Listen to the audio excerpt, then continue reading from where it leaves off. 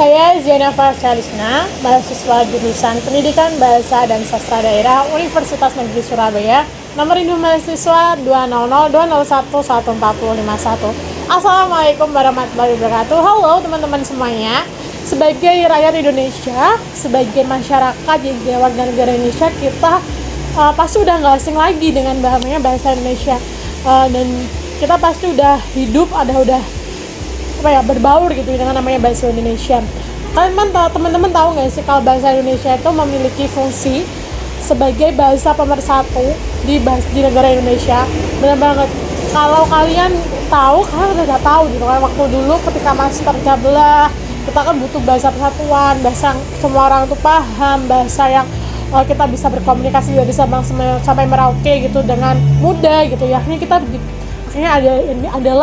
Akhirnya ada bahasa Indonesia. Jadi kita kalau mau cerita, aku kan tinggal di Jawa, aku mau ngomong sama temen aku yang ada di Papua mungkin, atau temen aku yang ada di Kalimantan, aku bisa sharing sama mereka menggunakan bahasa Indonesia. Jadi bahasa Indonesia ini bukan sekedar bahasa aja, tapi bahasa persatuan yang bisa membantu kita berkomunikasi dengan teman-teman kita yang lainnya yang nggak sedaerah sama kita. Nah, bahasa Indonesia ini juga memiliki kedudukan sebagai bahasa resmi di negara Indonesia. Jadi, kalau teman-teman berada di pemerintahan atau teman-teman berada di perusahaan atau tempat-tempat yang berskala nasional, teman-teman pasti nggak asing lagi sama yang namanya bahasa Indonesia, karena di sana, di pemerintahan, di perusahaan nasional, di pertemuan-pertemuan tingkat nasional, bahkan internasional seperti di PBB, bahasa Indonesia ini udah digunakan gitu. Jadi ketika teman-teman berada di sana, teman-teman udah nggak asing. Dan jadi kita harus bangga dengan adanya bahasa Indonesia ini, karena bahasa Indonesia selain udah masuk ke pasar internasional, bahasa Indonesia juga udah termasuk merupakan salah satu bahasa dengan penutur terbanyak. Jadi teman-teman jangan malu gitu untuk menggunakan bahasa Indonesia, karena bahasa Indonesia itu memang sungguh bahasa yang luar biasa gitu.